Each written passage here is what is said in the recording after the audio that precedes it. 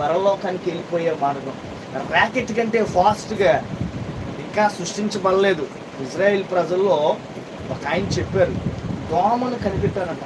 దోమ ఎంత ఉంటుంది?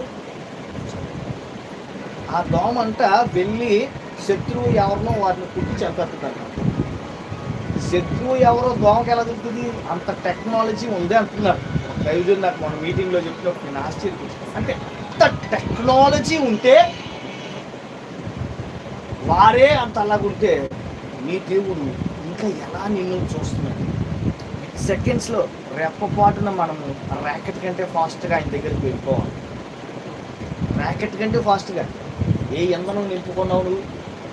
ఆత్మ అనే ఇంధనాన్ని నింపుకుంటే, దేవుని ఆత్మ అనే ఇంధనాన్ని నింపుకుంటే నువ్వు చాలా ఫాస్ట్గా దేవుని యొద్దకు వెళ్ళగలుగుతావు. లేకపోతే కనుక నువ్వు చాలా ప్రమాదంలో పడవాలి. ఎందుకంటే ఇష్టడుగా ఉన్నవాడికి